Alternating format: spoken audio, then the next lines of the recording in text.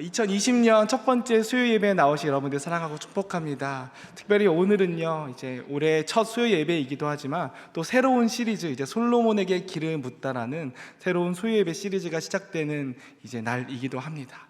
이제 앞으로 우리가 또 계속해서 이 솔로몬 전도서 말씀을 통하여서 우리의 인생의 지혜를 배우게 될 때에 하나님께서 주시는 은혜와 지혜가 우리 가운데 충만하기를 주님의 이름으로 소망하고 축복합니다. 네, 사실 처음 전도서 말씀을 준비하면서 이 새해 첫 번째 본문이 전도서여서 굉장히 마음이 부담이 컸습니다. 우리 모두 전도서가 대략 어떤 내용인지는 다들 잘 알고 있기 때문이죠. 저는 새해가 되면 늘 세우는 계획이 있습니다. 늘 똑같은 계획을 세웁니다. 그리고 늘 실패하는 계획이 있습니다. 네, 바로 다이어트. 점점 시간이 지날수록 얼굴이 이렇게 점점 커져가고, 얼마 전에는 한 권사님께서 지나가면서 이렇게 말씀하시더라고요. 목사님, 살 많이 찌셨어요. 그 얘기를 들으면서 다시 한번 다짐을 합니다. 사실은 그래서 이제 작년 연말부터 좀 운동을 시작할까 하고 다시 시작할까 하고 이제 한 목사님께 얘기했습니다. 목사님, 이제 우리 연말부터 같이 운동을 하시죠 라고 이야기하자 그 목사님께서 이렇게 대답을 하셨습니다. 아니 목사님, 내년부터 하시죠. 여러분, 우리에게 새해라는 말은요, 참 설레임과 기대가 있는 말입니다. 새해가 되면 우리는 뭐든 할 수 있을 것 같고 또 뭐든 이루어낼 수 있을 것 같던 설레임으로 계획을 세워냅니다. 어쩌면 매년 똑같이 실패할지 모른다 하더라도 우리는 그럼에도 불구하고 새해에는 소망을 갖고 계획을 세웁니다. 이제 새해가 이제 8일 지났지요. 네, 운동 한 번 갔습니다. 하지만 아직까지 얼마 되지 않았기 때문에 이 소망과 희망을 놓치지 않고 있습니다. 사람은요, 누구나 새해 처음이라는 말을 들으면요, 설레고 또 기대가 됩니다. 저 역시 마찬가지입니다. 때는 고3 때였는데요. 이제 수능을 마치고 이제 서울로 올라갈 준비를 하던 때였습니다. 대학을 가기 위해서 막 준비를 하던 때 이렇게 저렇게 알아보다가 이 청주 사람이 서울로 가서 괜히 이렇게 촌스러워 보이면 안 될까봐 어떻게 해야 될까 좋을까 막 고민을 많이 하고 있었습니다. 그 당시에 제가 굉장히 관심 있던 분야 중에 하나가 이 운동화였는데요. 제가 굉장히 사고 싶었던 운동화 한 켤레가 있었습니다. 나이키 에어가 들어가 있는 운동화였는데요. 당시에 13만 원이나 하는 굉장히 고가의 운동화였습니다. 그런데 이 운동화가 너무나 사고 싶어서 이제 돈을 열심히 모으기 시작했습니다. 열심히 모아서 한 10만 원 정도 모았어요. 당시에 제 한 달 용돈이 3만 원이었으니까 굉장히 열심히 모았던 거죠. 10만 원쯤 됐는데 이제 서울 가려면 얼마 남아있지 않고 이 신발이 너무 갖고 싶은 거예요. 그래서 어떻게 했느냐, 인터넷에 들어가서 중고 사이트들을 찾기 시작했습니다. 그런데 마침 제가 원하는 그 신발이 제 발에 딱 맞는 사이즈로 어떤 사람이 한 번 신고 자기는 이 신발이 잘 안 맞아서 팔아야겠다고 올려버린 겁니다. 거의 새 것과 같은 상태지요. 그래서 이제 그 신발을 고민했습니다. 내가 3만 원을 더 모으려면 한 달 이상을 더 기다려야 될 텐데, 그러면 서울에 올라갈 텐데 어떻게 할까 고민하다가 결국 중고로 그 물품을 거래하게 되었습니다. 그래서 이제 택배만 기다리고 있었습니다. 당시에는 제가 이제 외할머니 병간호를 하던 시절이어서 한국병원에서 계속해서 지냈는데요. 택배를 집에도 보내면 택배 받는 시간이 늦춰질까봐 택배 받는 주소도 한국병원 입원실로 해놓은 다음에 이제 마치 산타 할아버지를 기다리는 어린아이처럼 택배만 늘 기다리고 있었습니다. 그러다가 이제 병간호를 하고 있는 어느 날 택배 아저씨가 와서 불이 났게 달려가서 이 신발 상자를 받아왔죠. 그래서 신발을 딱 열었는데 어땠을까요? 네, 너무 좋은 거예요. 신어보니까 제 발에도 딱 맞고 너무 깨끗하고 예쁜 거예요. 그래서 이제 이 신발을 아끼려고 하면서 꼼꼼히 살펴보는데 신발에 몇 개의 주름이 이렇게 나 있는 것을 보게 되었습니다. 이 사람이 운동을 한 번 신었다 그랬는데 한 번 신고 운동장을 뛰었는지 어땠는지는 모르지만 한 번 신는 것 같지는 않은 느낌이었습니다. 물론 중고로 샀기 때문에 감안해야 했을 것이지만 나름 새 것을 기대했던 저에게는 참 실망스러웠던 기억이 있습니다. 왜냐하면 사람은 모두 다 새 것을 좋아하기 때문입니다. 새 것이어야 우리 가운데 뭔가 더욱더 애착이 생기고 마음이 생겨나게 됩니다. 그렇게 새 것을 좋아하는 우리들 가운데 오늘 말씀 9절의 하반절은 이렇게 외칩니다. 해 아래 새 것이 없다라고요. 여러분, 해 아래 새 것이 없다라고 오늘 이 성경의 저자는 이야기합니다. 해 아래 새 것은 없습니다. 우리가 늘 처음처럼 느끼는 것도 언제나 반복되어 왔던 것입니다. 그렇기에 새 것이나 옛 것이나 의미 없다라는 말입니다. 마치 매년마다 똑같은 계획을 세우고 똑같은 계획을 실패하는 저와 같이 해 아래 새 것은 없다라고 선언하는 것이 오늘 이 성경의 저자의 이야기입니다. 그렇다면 오늘 이 말을 전하고 있는 저자는 누구일까요? 이 전도서를 기록한 사람은 누구일까요? 바로 솔로몬이지요. 우리는 솔로몬의 다른 책들도 알고 있습니다. 솔로몬은요, 무슨 책을 썼죠? 잠언도 쓰고 아가서도 썼습니다. 잠언 1장 1절 이렇게 시작합니다. 다윗의 아들 이스라엘 왕 솔로몬의 잠언이라. 솔로몬은요, 자신이 이 책을 썼다라고 분명하게 기록합니다. 자기의 이름을 넣어서 기록합니다. 잠언 10장과 25장에서도요 솔로몬의 잠언이라고 계속해서 강조합니다. 솔로몬이 작성했던 아가서 1장 1절도 이렇게 시작합니다. 솔로몬의 아가라. 이렇게 솔로몬은 자신의 이름을 성경에 넣는 것을 굉장히 즐겨했습니다. 왜냐하면 그만큼 자신이 자신 있는 사람이었고 자신이 누리고 자신이 행했던 것들이 많은 사람이었기 때문입니다. 그렇다면 오늘 말씀의 솔로몬은 자신을 어떻게 소개할까요? 우리 전도서 1장 1절 말씀을 함께 읽겠습니다. 시작. 아멘. 네. 오늘 말씀에서 솔로몬은 자신을 누구라고 설명하고 있나요? 네, 전도자라고 이야기하고 있습니다. 여러분, 전도자 하면 어떤 생각과 어떤 이미지가 떠오릅니까? 뭔가 복음을 전하는 사람 같은 느낌이 들지 않습니까? 전도하는 사람, 전도사님 같은 생각이 들지 않습니까? 여기서 기록되어 있는 전도자라는 말은요, 이 히브리어로 코헬렛이라는 단어입니다. 이 코헬렛이라는 단어는요, 모으다라는 의미를 가지고 있는데요. 그래서 학자들은 이 전도자, 여기서 전도자라고 기록되어 있는 코헬렛이라는 단어가요, 격언이나 말씀을 모으는 사람, 혹은 그에 관해 연구하는 사람, 혹은 회중들을 모아 가르치는 사람을 의미한다고 합니다. 그러니까 솔로몬은 자신이 여러 지식을 모아서 가르치는 사람으로서 오늘 이 성경을 기록하고 있다고 이야기하고 있는 것이죠. 이전에 솔로몬이 자신의 이름을 솔로몬이라고 드러냈던 것과는 다르게 이 전도서에서는 자신을 전도자라고 소개하고 있는 것입니다. 가르치는 사람이라고, 지식을 알고 있는 지혜자라고 이야기하고 있는 것입니다. 그가 이렇게 얘기할 수 있는 이유와 까닭은 무엇입니까? 여러분, 우리는 솔로몬의 인생에 관해서 대략 알고 있습니다. 솔로몬 하면 무엇이 생각납니까? 지혜가 생각나죠. 그는 하나님께 지혜를 구했던 사람입니다. 놀라운 지혜로서 나라를 다스렸던 사람입니다. 또한 이스라엘에는 두 번 다시 없을 넓은 영토를 가졌던 사람이기도 하죠. 그뿐만이 아닙니다. 부와 재력도 가지고 있었습니다. 열왕기상 10장에는요 솔로몬의 부에 관한 이야기들이 기록되고 있는데요, 그 내용을 보면 어마어마합니다. 솔로몬에게는 굉장한 부가 있었습니다. 수많은 주변의 아라비아의 나라로부터 그는 조공을 받습니다. 그가 조공받았던 양은요 무려 금 666달란트라고 하는데요, 이 수치는요 오늘날 22,000kg이 넘는 금이라고 합니다. 그래서 오늘날 이 화폐의 단위로 따져보면요 1조 3천억 원이 넘는 금액이라고 합니다. 오늘날에도 굉장히 천문학적인 숫자인데 그 당시에 이스라엘에게 1조 3천억이라는 이 수는 얼마나, 어쩌면 가늠이 되지 않는 금액일지도 모릅니다. 이것이 바로 솔로몬의 부였습니다. 뿐만이 아닙니다. 그에게는요 1,000명이 넘는 아내들이 있었습니다. 굉장하죠. 우리는 한 명하고 살아가는 것도 사실 쉽지 않은데 1,000명이 넘는 아내와 함께 살아가는 솔로몬. 그뿐만이 아닙니다. 그는 하나님의 성전을 건축했고 또 자신이 다시 예루살렘에 자신의 궁전을 다시 짓기 시작합니다. 솔로몬은요 모든 것이 다 새로운 것을 누리며 살아갔습니다. 솔로몬은요 자신의 밥그릇조차도 다 금으로 만들었다고 합니다. 그래서요 은은 보석으로도 여기지 않았다고 이야기합니다.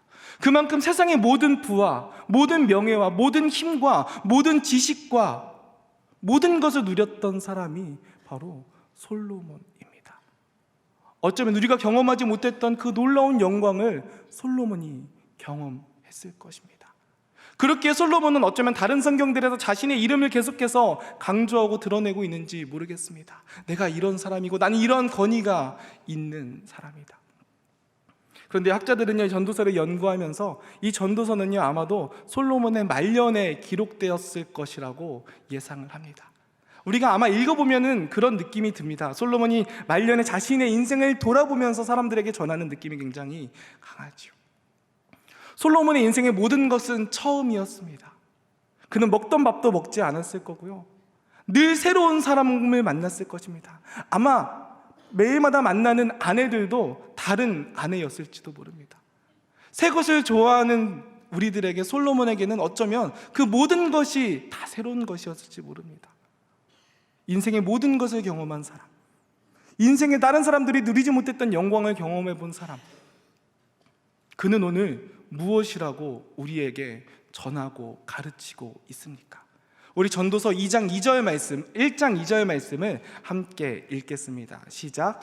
전도자가 이르되, 아멘. 네, 우리가 제일 잘 알고 있는 전도서의 말씀이죠. 세상의 모든 부귀를 경험해 본 사람, 세상의 모든 영광을 누려본 사람, 가장 힘 있는 그 사람의 외침입니다. 전도자가 이르되 헛되고 헛되며 헛되고 헛되니 모든 것이 헛되도다.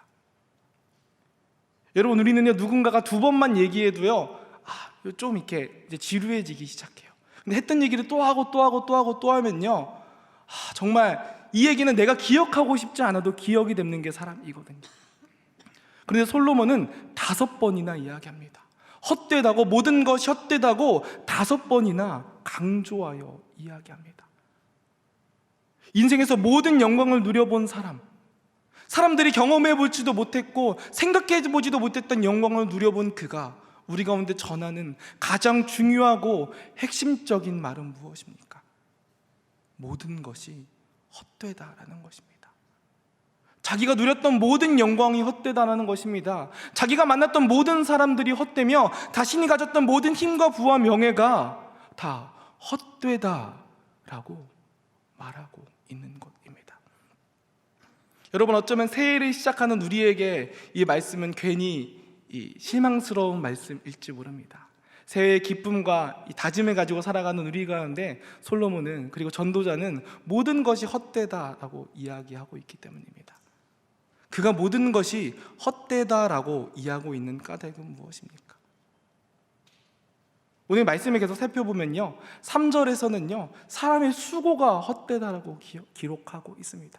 인간의 모든 수고가 헛되다라는 것입니다. 이 어니스트 해밍웨이의 마지막 이 소설이었던 노인과 바다에 보면요, 평생을 낚시를 했던, 배낚시를 했던 노인이 등장합니다. 그런데 이 노인은 84일이 되도록 바다에서 한 마리 물고기 한 마리 낚지 못합니다. 그러다가 85일째가 되어 다시 배를 타고 먼 바다로 나가게 됩니다. 그 먼 늙은 노인이 먼 바다에서 만난 물고기는 이 크기가 5.5m가 넘는, 자신의 배보다도 훨씬 더 큰 이 청새치를 잡게 됩니다. 그가 그 청새치를 낚았을 때 그의 마음과 희열은 어땠습니까? 자신의 말년에 자신이 평생 잡아먹지 못한 그 커다란 물고기를 낚았을 때 그의 마음은 어떠했을까요? 아마 가슴 벅참이 있지 않았겠습니까? 내 인생에서 이만한 물고기를 드디어 잡을 수 있겠구나 생각이 있지 않겠습니까? 그런데 그 배에는 그 늙은 노인 혼자 이 물고기를 낚고 있습니다. 여러분, 말이 550cm지 그 큰 물고기를 사람이 어떻게 쉽게 낚겠습니까? 포기할 수도 있는 일입니다.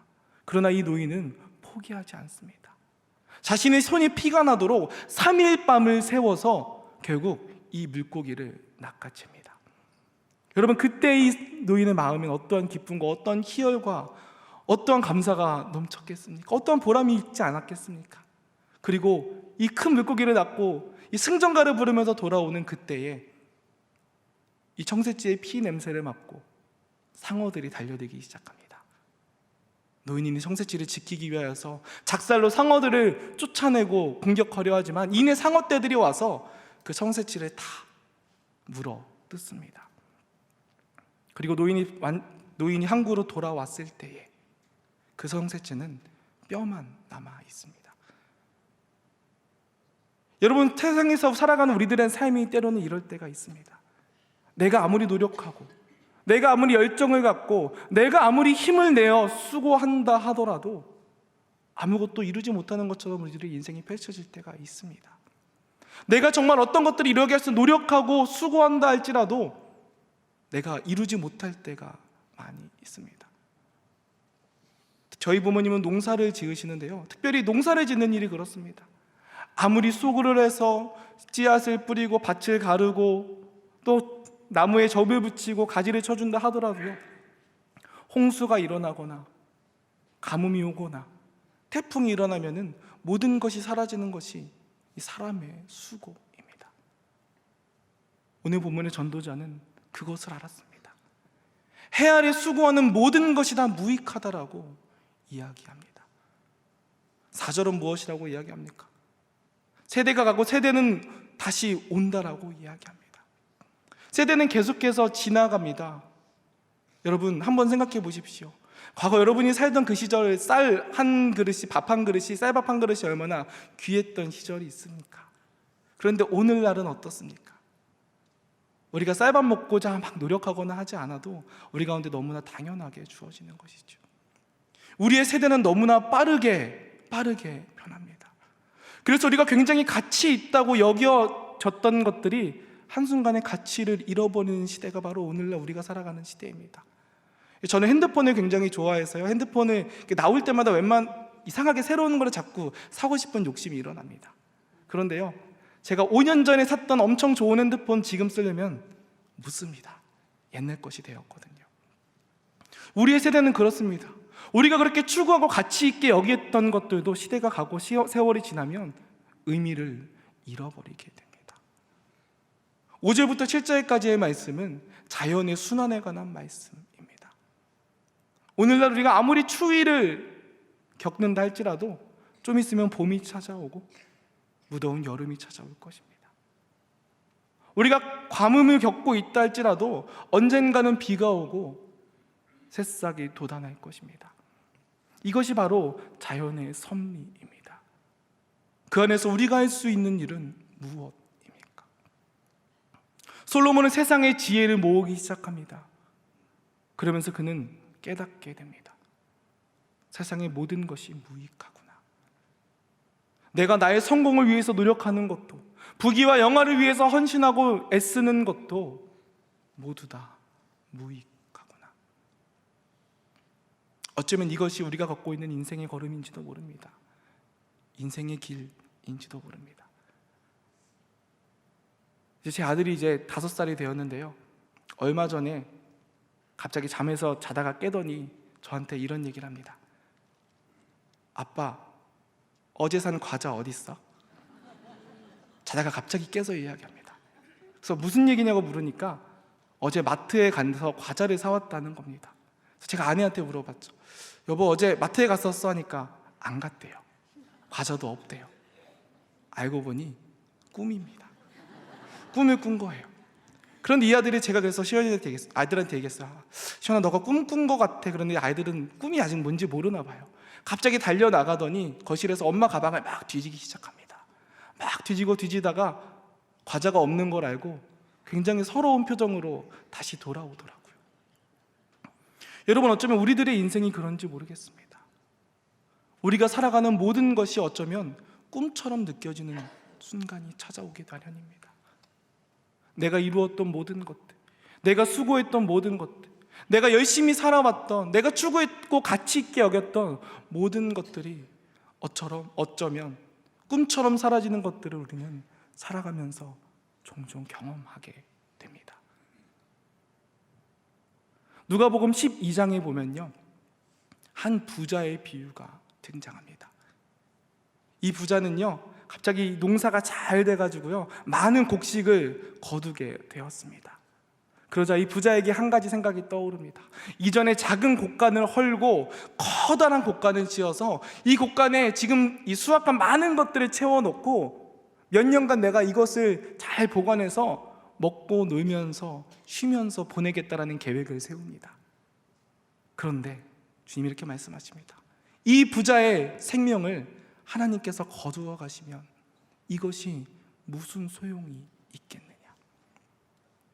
여러분, 우리가 인생에 아무리 열심히 살아가고요, 우리의 삶에 아무리 많은 부와 성공이 있고 우리의 인생에 수많은 계획들이 있다 할지라도요, 하나님이 우리의 생명을 거두어 가시고 우리의 인생이 끝나버리면요, 그것이 무슨 의미가 있고 무슨 소용이 있겠습니까? 어쩌면 오늘 전도자가 이야기하는 것처럼 모든 것이 헛된 것처럼 느껴지지 않겠습니까? 세상의 이치는 바로 그렇습니다. 우리가 이 허무함으로부터, 우리가 이 모든 것이 헛됨으로부터 벗어날 수 없는 가장 근본적인 이유는 무엇입니까? 우리가 인생에서 가장 큰 허무함을 느끼는 까닭은 무엇입니까? 바로 우리의 인생이 유한하기 때문입니다. 우리의 인생이 끝이 있기 때문입니다. 해 아래의 모든 것은 다 끝이 있기 때문입니다. 그래서 전도자는 이렇게 이야기합니다. 우리 함께 1장 13절 말씀을 읽겠습니다. 시작.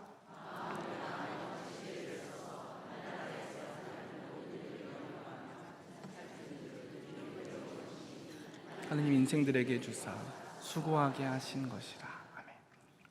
이 전도자는요, 세상의 많은 지혜를 보고 연구하고 자신이 경험하면서 깨닫게 되었습니다.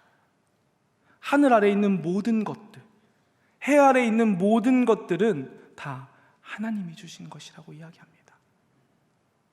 우리가 누리는 모든 것들이 다 하나님께서 주셨다라는 것입니다. 어쩌면 우리가 살아가고 있는 이 없어져 버린 유한한 인생들도 다 하나님께서 허락하여 주셨다 이야기합니다.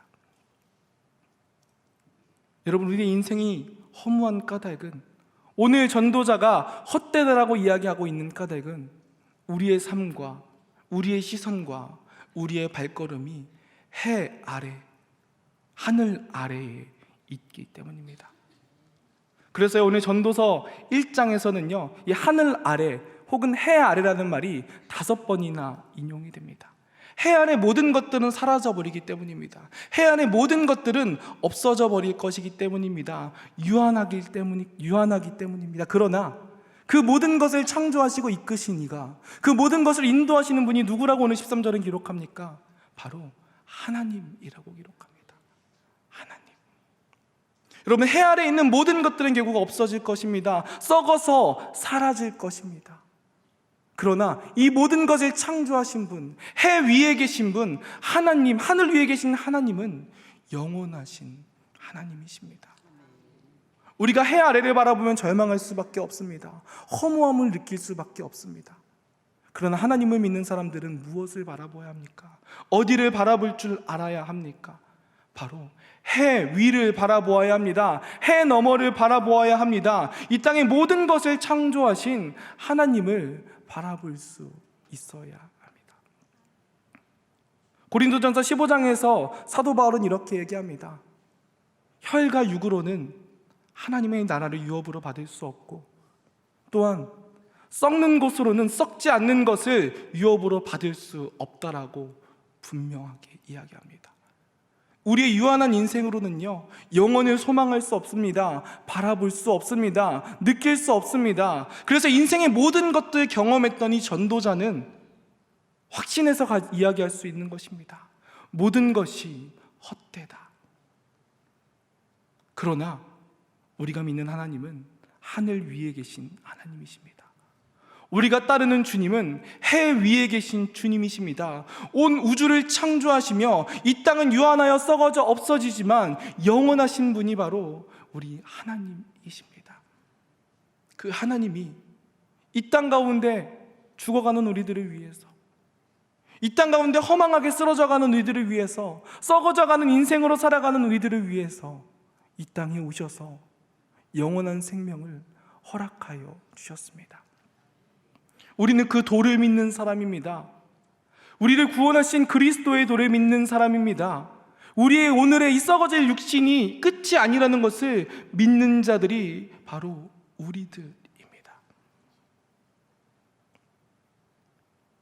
솔로몬은 오늘 전도서에서 전도자로 부름을 받았습니다. 세상의 모든 것을 경험한 전도자로서 그는 부름을 받았습니다. 하나님은요, 오늘 우리 있는 여기 한 사람 한 사람을 하나님의 전도자로 삼아주시길 원합니다. 하나님의 코엘렛으로 삼아주시길 원합니다. 하늘 위에서의 삶을 아는 사람들이기에, 하늘 위에 무엇이 있고 어떠한 소망이 있는지를 아는 사람들이기에 하나님은 여기 있는 우리들을 전도자로 부르시기 원합니다. 우리 2020년의 표어가 무엇입니까? 선교적 교회, 세상의 복이 되라 라는 것입니다. 세상은요, 이 땅에 썩을 것만 바라보고 살아갑니다. 그러나 우리는 그 땅 가운데 하늘의 복을 전하는 사람들이 되어야 합니다. 해 위에 무엇이 있는지, 유한한 우리들의 인생 너머서에 무엇이 있는지, 이 땅을 운행하시며 창조하시며 섭리하시는 분이 누구인지를 우리는 전해야 하는 코엘렛으로서의 사명을 감당하고 있는 사람들입니다. 우리가 해 아래에서 누워서 해 아래의 인생만 바라보면 우리의 삶은 허망하기에 이를 데가 없습니다. 그러나 우리는 눈을 들어 하늘을 바라보아야 합니다. 오늘은 눈을 들어 하늘 위에 계신 분을 바라보아야 합니다. 해 아래는 허망한 것뿐이지만 그 해 너머에는 우리 영원한 소망이 있기 때문입니다. 한국에 이 굉장한 지성인인 김영석 교수님이란 분이 계십니다. 이분은 연세대 철학 교수이기도 하셨고요, 또 대단한 수필가이기도 하십니다. 이제 올해로 101세가 되셨는데요, 그분은 100년을 살아보니라는 책에서 이렇게 말씀하세요. 인생의 황금기는 60에서 75세다. 그리고 이제 그 책을 98세 때 지으셨거든요. 100세 때 그분은 다시 한번 이야기하시더라고요. 인생의 황금기는 60에서 80이다. 여러분 동의하십니까? 네. 여기서 60에서 80이 여러분 인생의 황금기라고 합니다. 우리가 세상의 이치를 바라보면요, 더 이상 우리가 무엇을 할 수 있겠습니까? 그저 평안히 쉬고 평안히 누리는 것이 우리들의 삶의 소망이겠지요. 그러나 우리는 어떤 사람들입니까? 하늘을 넘어 바라보는 사람들입니다. 해 위를 바라보는 사람입니다. 오늘 우리의 삶이 끝이 아니라는 것을 아는 사람들이 우리의 삶의 모습입니다. 이 김영석 교수님은요, 101세가 되셨잖아요. 작년에만 책을 3권을 쓰셨어요. 재작년에도 3권을 쓰셨어요. 그리고 한 해에 160회가 넘는 강연을 다니시면서 그렇게 활동을 하십니다. 인생이 끝나지 않았다는 것을, 어쩌면 100세가 되어도 자신이 황금기를 보내고 있다는 것을, 그리고 무엇보다 기독교 철학자로, 기독교 변증가로서 하나님이 어떻게 살아계신가를 증거하는 사명을 감당하고 계십니다. 여러분, 이것이 바로 하늘 너머를 바라볼 줄 아는 사람들의 삶의 모습입니다. 오늘 우리들의 인생이 희망이 없어 보이고 내가 되돌아보면 무엇한 거 있나 실망스러울지라도 우리는 계속해서 하늘을 바라보아야 합니다. 오늘의 삶에 머물러 있지 않고 우리를 향하여, 우리를 통하여 계속해서 일하시고 행하시기 원하는 주님을 바라보아야 합니다. 우리가 이 땅을 바라볼 때 우리에게는 소망이 없습니다. 우리가 누리는 성공도 부와 명예와 건강도 아무런 의미가 없습니다. 그러나 하늘을 바라보기 시작할 때, 아니 하늘 너머에 계신 주님을 바라보기 시작할 때 우리 가운데 새로운 소망이 시작될 것입니다. 우리 육신이 연약하여도, 우리가 가진 것이 없어도, 우리가 건강하지 못해도, 우리가 할 수 있는 소망이 없는 것처럼 느껴져도 하늘 위에 계신 하나님께서 우리의 소망이시기 때문에 그분을 바라볼 때 우리 가운데 새로운 기쁨과 설렘과 기대가 시작될 줄 믿습니다. 여러분, 이제 한 해의 시작입니다. 우리는 무엇을 보며 달려가길 원하십니까? 우리가 썩을 이 인생의 길을 바라보는 것이 아니라, 물론 이 인생의 길을 굉장히 걸어가는 것도 중요하지만 그 너머에 계신 하나님을 바라보며, 하나님을 구하며, 하나님이 우리의 소망이심을 깨달으며 하나님의 도를 아는 전도자로서, 코엘렛으로서 이 땅에 복이 되는 저와 여러분 되시기를 주님의 이름으로 소망하고 축복합니다. 하늘 위에 계셔서 우리의 모든 삶을 주관하여 주시는 하나님, 연약하고 부족하여 썩어 없어질 우리들에게 하늘 위의 삶을 언약하여 주시고 이 땅에서 그 아름다운 복을 가르치고 증거하는 자로서 우리를 삼아주시니 감사드립니다. 하나님, 우리의 인생의 길을 걸어갈 때에 세상의 헛된 가치들을 바라보지 않고 오직 해 위에 계신, 하늘 위에 계신 이 땅을 창조하시며 영원하신 하나님을 바라보며 소망을 걷는 인생들 되도록 축복하여 주옵소서. 이 땅은 죽으면 모든 것이 끝이라고 이야기하지만 그 죽음 넘어 부활과 영생을 바라보며 나아가는 주님의 거룩한 백성 되도록 주님께서 우리를 이끌어 주시고 인도하여 주옵소서. 특별히 새로운 한 해를 걸어가는 지금 주님께서 주신 선한 능력으로 희망찬 걸음을 주님을 바라보며 시작하는 상당의 모든 성도들 되도록 축복하여 주시고 인도하여 주옵소서. 우리 구주 예수 그리스도의 이름으로 기도드립니다. 아멘.